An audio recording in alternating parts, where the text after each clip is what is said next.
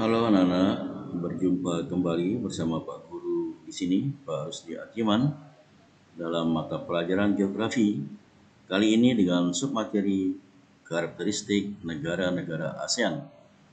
Mari kita ikuti penjelasannya.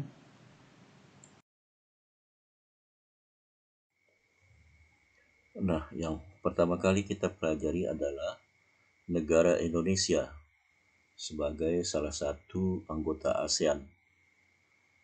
Identitas negara ada bendera dan lambang negara Indonesia, yaitu Garuda Pancasila. Nama resmi Indonesia dengan ibu kota Jakarta. Bentuk pemerintahan Republik. Kepala negara sekaligus kepala pemerintahan dipegang oleh Presiden.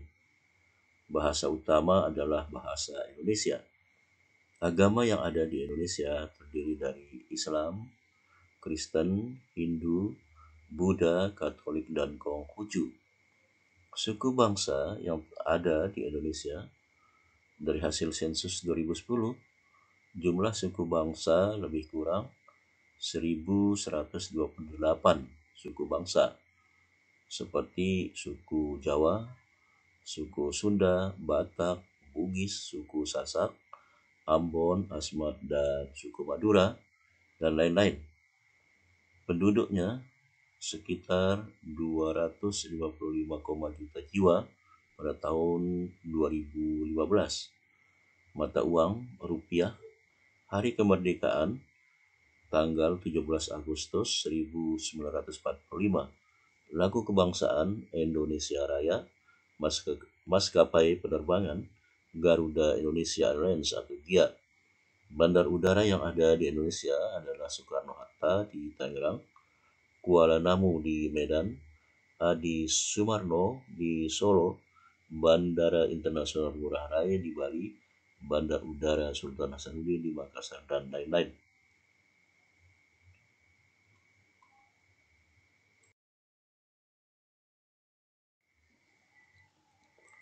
Keadaan alam. Indonesia adalah negara kepulauan terbesar di dunia. Data dari Badan Informasi Geospasial pada peta negara kesatuan Republik Indonesia menunjukkan bahwa jumlah pulau mencapai 13.466 buah. Luas daratan 1.922.570 km persegi. Dan luas perairan 3.257.483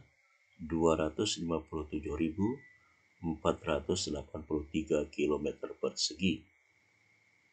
Letak dan batas. Indonesia terletak di antara 95 derajat bujur timur sampai 141 derajat bujur timur dan antara 6 derajat lintang utara sampai 11 derajat lintang selatan, dan persilangan 2 benua dan 2 samudera. Secara geologis, Indonesia merupakan daerah pertemuan antara dua deretan pegunungan, yaitu Sirkum Pasifik dan Sirkum Mediterania. Selain itu, Indonesia juga merupakan pertemuan antara lempeng Asia, Indo-Australia, dan lempeng dasar Samudra Pasifik. Akibatnya, Indonesia dikelompokkan sebagai daerah yang labil, memiliki banyak gunung berapi, dan sering terjadi gempa bumi, baik gempa tektonik maupun vulkanik.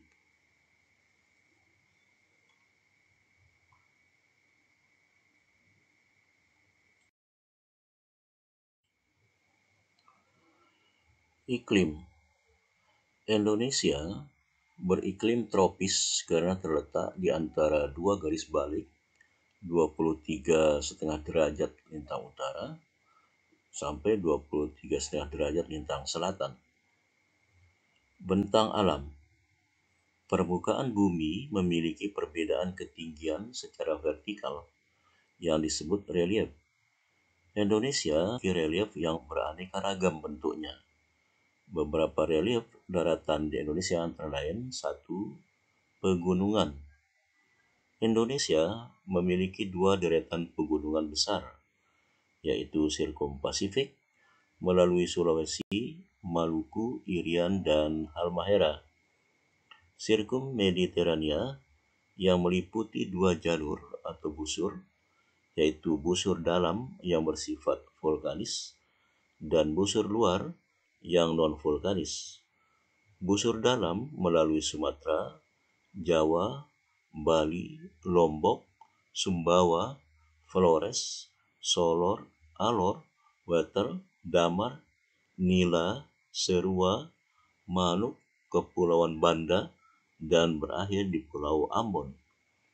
Adapun busur luar melalui Pulau Simeulue, Pulau Nias, Pulau Batu, Pulau Mentawai, Pulau Enggano, tenggelam di sebelah selatan Pulau Jawa, Pulau Sawu, Pulau Roti, Pulau Timur, Kepulauan Leti, Sermata, Kepulauan Barbar, Kepulauan Tanimbar, Kepulauan Watubela, Kepulauan Laut Seram, Manipa, Baru, dan pulau-pulau kecil sekitarnya.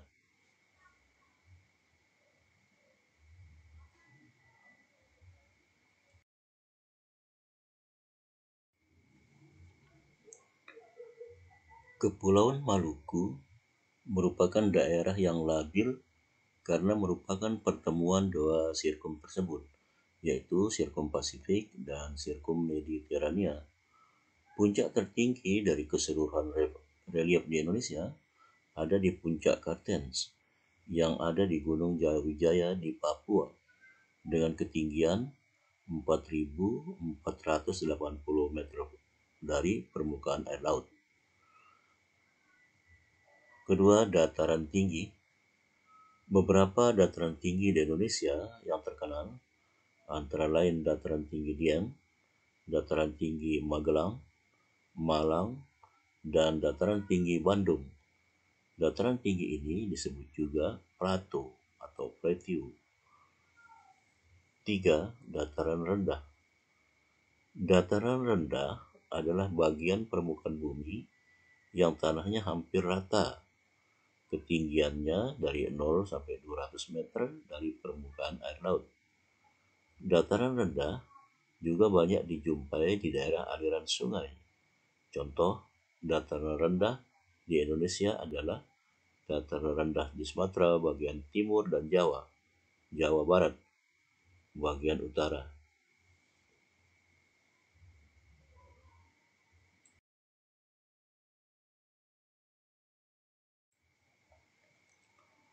Empat, Peneplain, daerah yang semula berelief kasar, namun karena adanya proses perombakan batuan atau lapisan atas permukaan bumi oleh tenaga dari luar bumi eksogen yang berlangsung lama sehingga bentang alam di sisanya denudasi berubah menjadi relatif datar yang disebut peneplain. Sisa-sisa permukaan bumi hasil erosi yang berbentuk batuan yang menonjol yang disebut monadnock ditemukan di beberapa tempat antara lain di Pulau Bangka dan Belitung.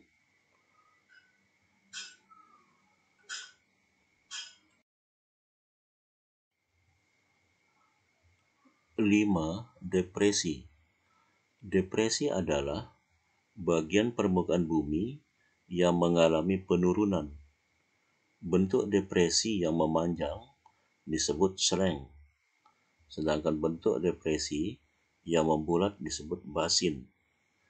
Contoh depresi di daratan Indonesia adalah depresi Serayu yang memanjang dari Cilacap, Purwokerto, Wonosobo, dan depresi Lembah Semangkok yang memanjang dari utara Pulau Sumatera hingga selatan Pulau Sumatera.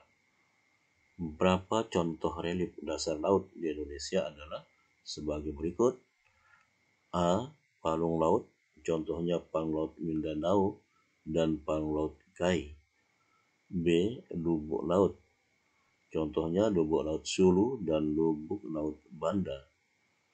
C.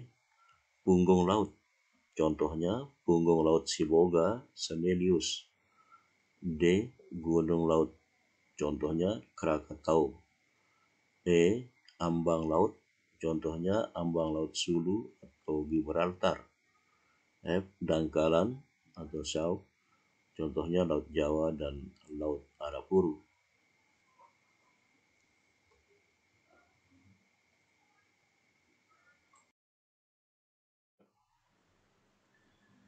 Berikutnya adalah yang D, keadaan perairan. Perairan merupakan bagian terbesar dari luas wilayah Indonesia yang meliputi laut, sungai, danau, dan air tanah. Laut Indonesia kaya dengan berbagai jenis ikan dan hasil lautnya. Berbagai jenis ikan tersebut banyak dijumpai pada Laut Transgresi dengan kedalaman kurang dari 200 meter. Letak Laut Transgresi meliputi bagian barat paparan Sunda, Indonesia, dan bagian timur atau paparan Sahul. Hasil laut seperti teripang dan mutiara banyak dijumpai pada laut bagian tengah sebagai hasil proses ingresi. Secara umum, sumber air sungai-sungai Indonesia berasal dari air hujan sehingga disebut sungai hujan atau sungai periodik.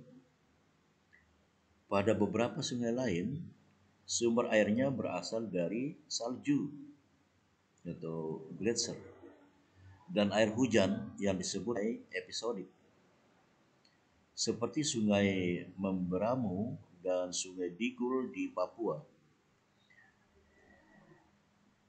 Kedua jenis sungai di Indonesia tersebut mempunyai tingkat kemungkinan erosi yang tinggi.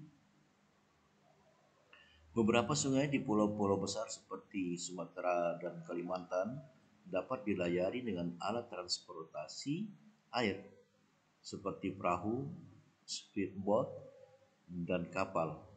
Contohnya adalah Sungai Musi di Sumatera dan Sungai Barito di Kalimantan.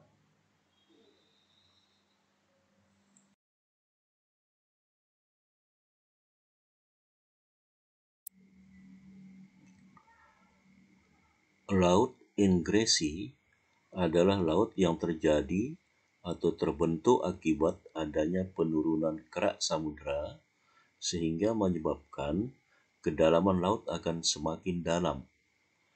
Penyebab terjadinya laut ini berasal dari dasar laut. Dasar laut atau kerak samudera mengalami penurunan dan hal ini akan menyebabkan laut akan semakin dalam daripada biasanya. Penyebab terjadinya laut ingresi adalah penurunan kerak samudera. Contoh laut ingresi adalah Laut Banda. Laut transgresi adalah laut yang terbentuk akibat naiknya permukaan air laut, sehingga mengakibatkan daratan-daratan akan tergenang air atau lama-kelamaan akan tenggelam. Penyebab terjadinya laut ini tentu tidak lepas dari peristiwa cairnya kutub-kutub bumi yang berupa es. Ini bisa mencair karena beberapa alasan, baik karena peristiwa alam maupun karena ulah manusia. Yang pasti, pencairan es akan menambah volume air laut, sehingga menyebabkan banyak ekosistem daratan atau benda yang akan hanyut. Laut transgresi terjadi karena naiknya permukaan air laut akibat dari cairnya gletser atau es. Contoh, laut transgresi adalah Laut Jawa.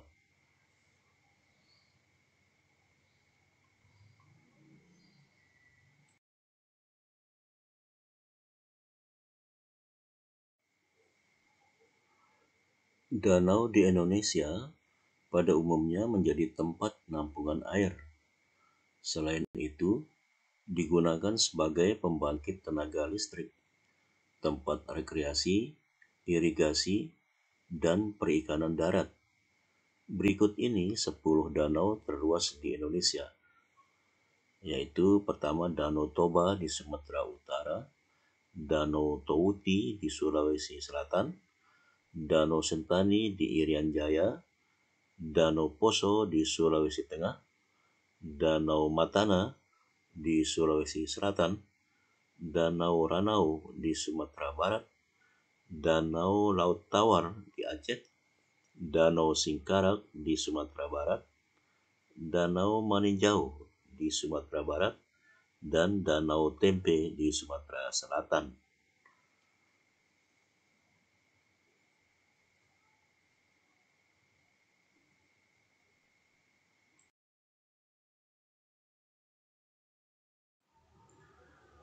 Tiga, penduduk. Jumlah penduduk Indonesia pada tahun 2015 adalah 255, juta jiwa. Pada tahun 2015 ini, menurut sensus penduduk tahun 2015 tentunya, rata-rata tingkat kepadatannya mencapai 475 jiwa per kilometer persegi dengan tingkat pertumbuhan minus 0,1% per tahun. Penurunan ini tidak terlepas dari suksesnya program keluarga berencana atau KB yang dicanangkan pemerintah. Sebagian besar penduduk Indonesia tinggal di Pulau Jawa, disusul Sumatera, Sulawesi, dan Kalimantan. Kepadatan yang tidak merata, penyebaran yang timpang, komposisi penduduk yang sebagian besar berusia muda, terbatasnya lapangan pekerjaan, kurangnya penguasaan teknologi, dan jumlah penduduk yang besar menjadi masalah kependudukan di Indonesia.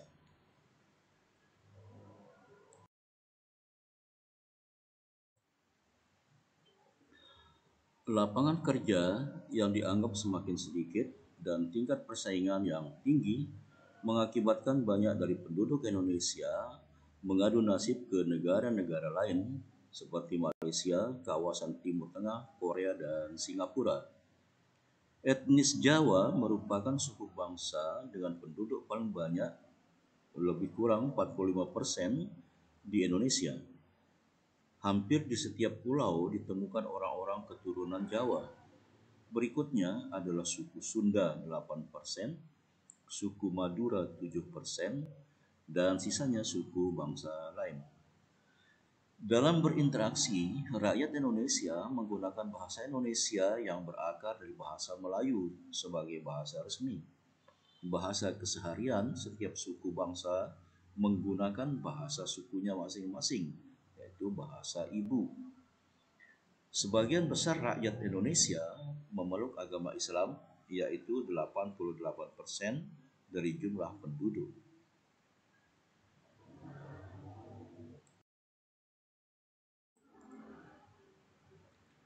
4. Perekonomian. Laporan perkembangan ekonomi dunia dari IMF menunjukkan bahwa pertumbuhan ekonomi Indonesia mencapai 4% pada tahun 2013. Pertumbuhan ini mengalami fluktuasi setiap tahun karena faktor ekonomi dunia atau karena sensitifnya respons pasar atas kebijakan ekonomi. Contohnya, pada tahun 2015, pertumbuhan ekonomi dunia yang melambat mengakibatkan turunnya harga-harga sejumlah komoditas Indonesia dan memperkecil peluang-peluang baru. Akan tetapi, pertumbuhan yang mengecil ini dapat berbalik arah jika investasi di negeri kita semakin ditingkatkan, termasuk juga iklim investasinya.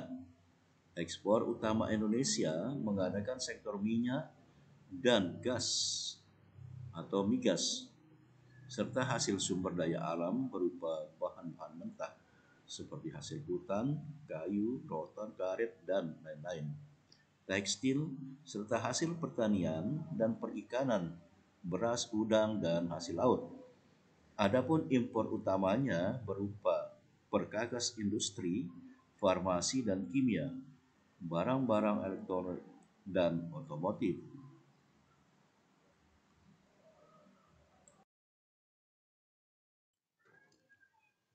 5. Sumber daya alam. Sumber daya alam Indonesia terutama berupa hasil tambang, pertanian, dan bahan baku industri. Hasil tambang utama minyak bumi di Pulau Sumatera, Aceh, Riau, dan Muara Enim. Dan di Pulau Jawa, yaitu Cepu dan Surabaya. Batu bara di Pulau Kalimantan, timah di Pulau Bangka, Singkep, dan Riau. Riau daratan ya. Biji emas ada di Papua, serta biji besi di Cilacap, Lampung, dan Derawan. Intan ada di Martapura, Kalimantan Selatan. Adapun hasil pertanian yang berupa padi, jagung, kelapa, tebu, pisang, abaca, kemudian tembakau, nanas, dan ikan.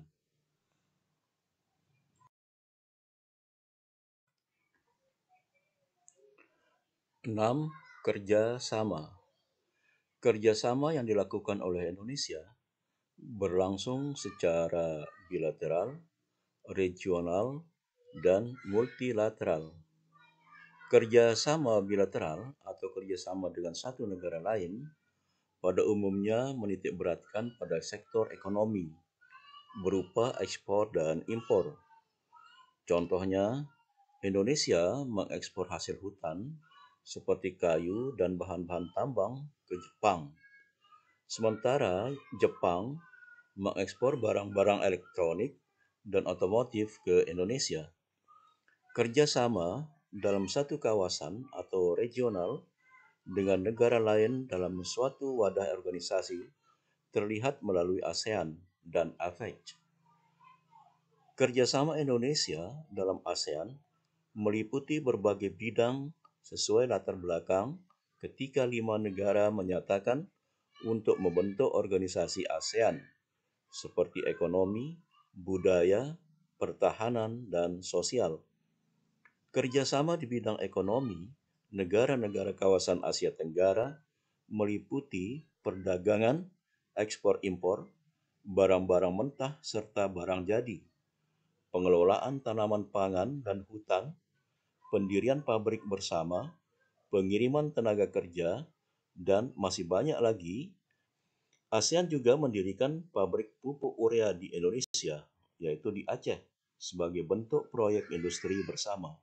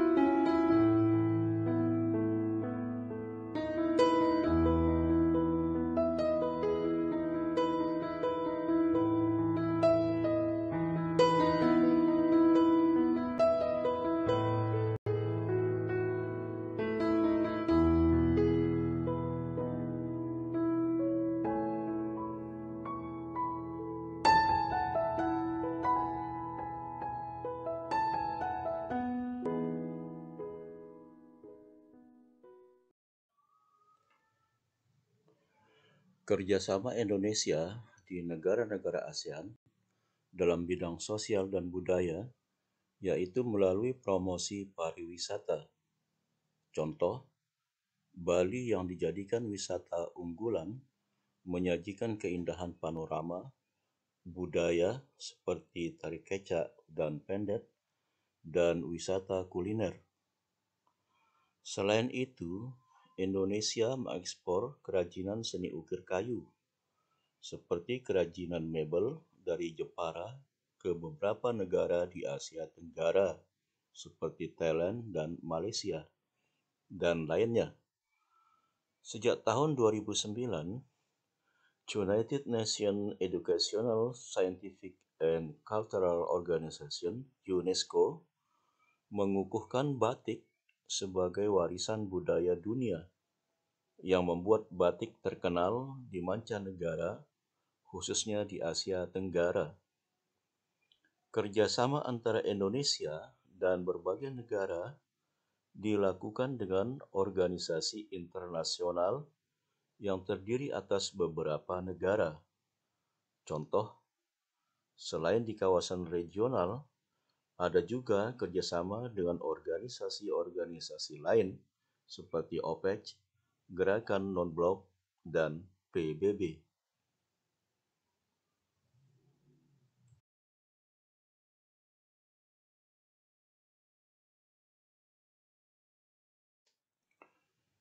Demikian materi kita kali ini. Sampai jumpa pada materi berikutnya. Jaga selalu kesehatan dan terima kasih.